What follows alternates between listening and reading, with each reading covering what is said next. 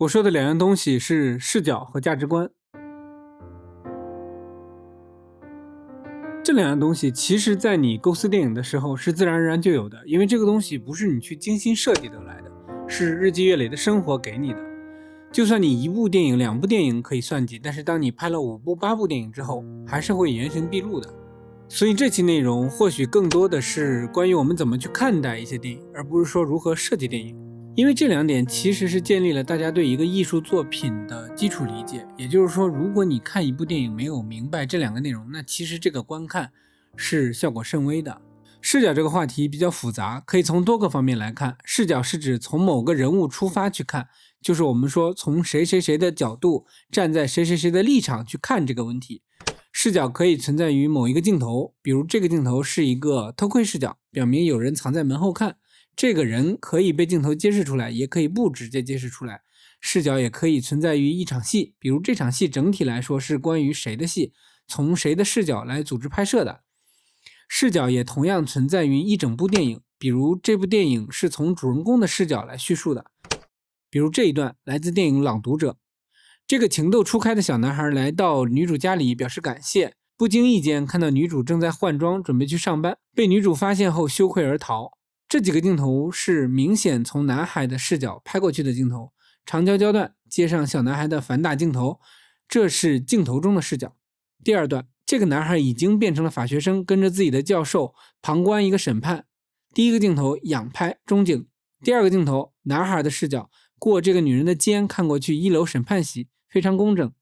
之后这几个镜头都是在这个2楼看台上拍的，带一点仰视角。直到这个女主角的名字出现，男主角愣住了，然后出现了又一个从男主角视角拍台下的镜头。像这样的庭审一般不可能一天结束，中间穿插了其他的戏份。等到第二次庭审的时候，机位就与第一次不同了，机位来到了1楼。这时候我们说视角是什么？是导演的视角，或者说上帝视角，就是想让你看到什么就看到什么。相比之下，第一场庭审的戏就是从男主角的视角来拍的，所以视觉上非常遵守从2楼往1楼看的这个原则。所以为什么视角是重要的？因为你搞清楚了视角，机位的摆放就有了原则。电影没有对错之分，但是有高低的区别。好的导演视听上至少是运用得当，不会滥用，视听得当，导演意图就更加明显。中国大陆近些年的院线电影很多都是视听不太行，甚至越来越出现一些电视剧电影，原因我也不清楚。有些时候不是说只有花哨的长镜头才叫视听，视听从来不是花哨，一个景别合适、视角正确的短镜头一样是好的视听。电影中的庭审分了4段，第一段是严格的从2楼往1楼拍，后面3段摄影机都在1楼拍一些人物的面部特写等等。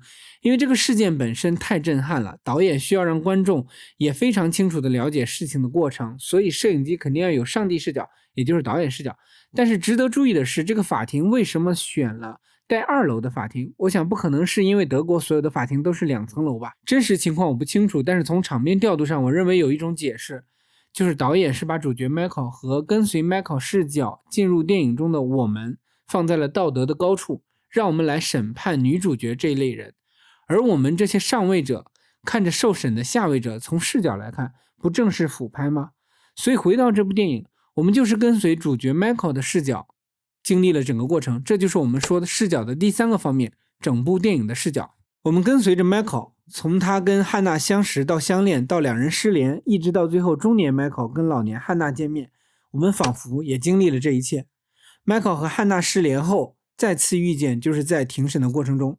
在4场庭审戏的中间穿插的戏份是 Michael 的教授带着他的几个学生一起反思现在的他们应该怎样对待这些曾经在集中营的士兵。最后汉娜之所以被判无期，最重要的是他承认了自己是这几个被告的队长，并且承认了是他写了报告，而事实上他并不会写字，他不识字，这一点 Michael 是知道的。即使是在教授引导 Michael 向法庭提供证据， Michael 也没有提供。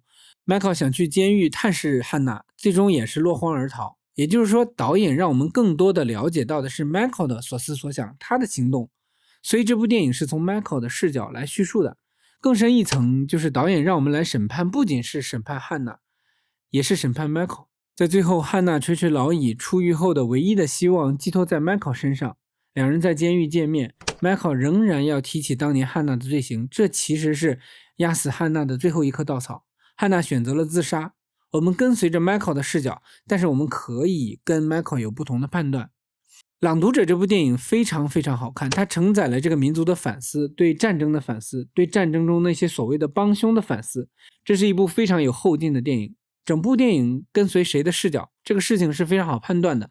简单粗暴的说，拍谁的场次多，你就可以理解为跟随谁的视角。当然严格来说，是导演让你了解哪个人物的所思所想，让你更多的看到他的行动，就是跟随他的视角。有一些选择电影视角非常独特的导演，比如达内兄弟，他们的电影都是跟随主角视角，他几乎不给你看没有主角出现的场景。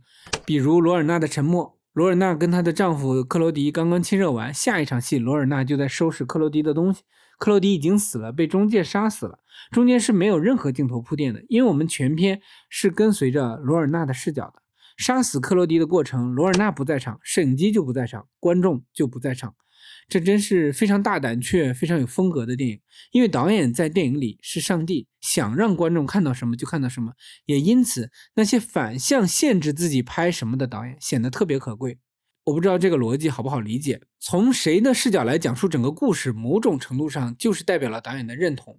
比如李沧东导演电影《燃烧》，自始至终我们是跟随男主角钟秀的视角，就是每一场戏都有他出现，直到最后有几场戏突然拍的是笨在家里给女孩化妆，也就是那时候视角转换了，突然加进来了上帝视角、导演视角。这些场次其实是钟秀看不到的，但是导演让观众看到了。有人将最后钟秀杀人解读成幻想或者是小说创作，因为笨在家里的行动这几场戏就是钟秀写下的小说段落。前面整部电影是全部跟随钟秀的，突然转向了，敏感的观众会觉得很奇怪，有不寻常的事情要发生。为什么燃烧这么神秘？因为电影视角紧跟着钟秀，没有让你看到惠美做了什么，也没有让你看到笨做了什么，所以惠美到底死没死是没有明确答案的，这是视角带来的美感。顺道说下，我们看李沧东导演其他的电影，甚至是他写的小说，他选择的主角是什么阶层，他关注的是什么问题，他是什么样的价值观，我想这都一目了然。李沧东曾经做过韩国的文化部长，他在韩国的社会地位不可能低，反观有的国家已经成名的大导，好像就是无法做回普通人了，拍个外卖员都那么脱离现实。所以我还是想说电影老腔，这个电影就是跟随主角顾学兵的视角，这个是没有争议的。那电影跟随谁的视角有关系吗？当然有关系。一般情况下，跟随谁的视角就是导演认同谁。所以问题来了，导演认同谁有关系吗？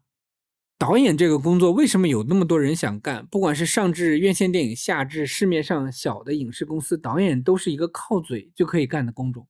因为做摄影真的需要懂机器，做剪辑真的需要懂软件，而导演可以什么都不懂。实在是因为导演这两个字听起来太牛了，让人感觉你很有艺术感，很有文化一样。但是对于目前可能大部分导演来说，有艺术感有文化跟他们都不太沾边。那么这么多人想当导演，除了虚荣心还有什么原因呢？就是你的影片里某种程度上来说，导演就是上帝，你想怎么样就怎么样。当你可以独裁的时候，你的优点和缺点都会被放大。所以你想要拍一个好的电影时，这时候就要求有一个底层的基础，就是正常的价值观。什么是价值观？简单点理解，就是对一件事情是非对错的认识。可能因为科技互联网的发展，信息茧房越来越重，当今世界的价值观比任何时候都更分裂，就现在很难取得一个共识。所以电影其实很重要，因为电影的影响力比其他艺术种类都更大。电影导演，你相信什么，你推崇什么，你的电影里就显露出什么。过去这几年，中国大陆的电影有些是价值观很有问题的，这时候我们必须说一个例子，电影《消失的她》。在这个电影里，导演是让我们跟随朱一龙所饰演的这个何非的视角。我们一开始都沉浸于他所讲述的故事版本里，我们被导演拉着试图共情一个杀人犯的自述，这正常吗？更不正常的还在最后，当这个主角何非知道被他杀死的妻子已经怀孕的时候，导演安排了回忆的戏码，难免让人怀疑这戏份到底是为了什么？为了给这个杀人犯开脱吗？为了展现他是心存良知吗？还是说导演为了展现自己能够深入罪犯的内心呢？如此没有争议的杀人案，导演到底是想表达什么？难道是想说，如果何非知道妻子已经怀孕，或许就不会杀害妻子吗？总之，我当时看结尾的时候大受震撼。这实际上跟电影老枪结尾也是一样的。老枪的结尾用升格拍了几个人物向铁轨远处走去的镜头，一个比较直白的感受是导演想要怀念歌颂那一波人。但是这里面有主角顾学兵，也有小军，而且还有邵兵饰演的科长和小马。那我想问了，邵兵这个角色在电影里带着反派来抢钱，并且放任反派杀掉自己曾经的同事，这样的人物是否值得怀念？我的一个编剧朋友说，这个场景是发生在电影开始的时间之前，这一点我是没有看出来的。或许导演在同情这些被时代洪流冲走的小人物，但是也并没有考虑过这些小人物的命运到底是什么造成的。所以老枪这个电影在讲的是什么？我们一起跟随顾学兵，我们看到他一直不与他人同流合污，他从不拿贿赂的钱，但是当他爱的女人的孩子犯了过错，他却因为厂长的一番大义凛然的演讲而退却，任由整个系统来压迫这个孩子。就算是他最后拼死保护了厂里卖完设备用来发工资的钱，那这个电影难道主题是讲精力回收打出致命一枪吗？不管顾学兵是多么有原则，在大是大非面前还是没有选错，对吧？这个电影告诉我们要顾全大局，或者说你不顾全也没有别的办法。在电影里怎么可能没有别的办法呢？我看到的就是这个主题。那这个主题背后导演的价值观是什么呢？电影的价值观也是要跟随主角命运与选择来判断。导演最想说的话通常是通过主角的命运来传达的。我每当看完一个电影，我都会想，这个主角他经历了什么过程，他最后做了什么选择，导演对这个人物是比较支持的，还是比较反对的，还是尽量中立的。比如过年期间大火的哪吒，哪吒在整部电影里在做什么？在考试进玉虚宫，最后高潮戏他反的又是谁？是玉虚宫曾经给他发奖状的人。所以你可以想想，到底哪吒的导演在表达的是什么价值观？比如电影《色戒》，我们跟随的是王家之的视角，他在电影的高潮段落做出了什么选择？他选择了相信爱而背叛组织。所以导演在讲述的是什么样的价值观，就一目了然。一部电影之所以能被人记住，是因为电影里的人物，可能你不记得电影的情节，但是你会记得人物的形象，或许还有人物的一些台词动作。所以这个让你记住的人物的所思所想就很重要。如果你不同意他的价值观，你是不可能共情于他并且记住他的。我们有一些电影特别厉害，比如说我们著名的台词50岁以上请出列，那50岁以上的人就可以不顾他的个人意愿随意被要求去死，是吗？这倒是与现在很多公司员工35岁就被辞退这个命运如出一辙。我们还有秦王不能杀，因为我从剑道中悟出天道，秦王是天选之人。电影《英雄》里的这句台词真的是商鞅都得感谢他，黑格尔也要感谢他。谈论电影的价值观不是什么上纲上线，比如你今天拍一个家暴的故事，如果施暴者没有得到法律制裁，那你这个电影今天放在世界上任何地方都不可能得到认可。再比如今天再来一部战狼，会有多少人买票呢？因为很多人已经不相信那个人物所信奉的价值观以及他口中的台词了。直到今天 B 站上仍有不少视频在宣扬电影可以没有故事，电影可以纯靠影像，这样说是没错的。但是如果你想深入了解电影，或者说深入学习电影制作，那你得知道今天世界上90%以上的电影还是在讲故事。完全抛却叙事的电影也有，只是那并不是最主流，可能更适合于美术馆播放。而且抛却叙事单靠影像的电影往往需要大量的符号，符号就在观众心中形成了解读。其实最终影像产品还是要在观众心中形成意义，才算完成了整个过程。文以载道，这个道是什么？每个导演都不一样。这就是我们经常会说，你拍的电影就是你这个人，电影是散发着导演气质的。希望我们都能发现那些真正关注人的导演，真正尊重人的导演，真正在讨论严肃话题的导演。这样的导演才是值得我们尊敬的。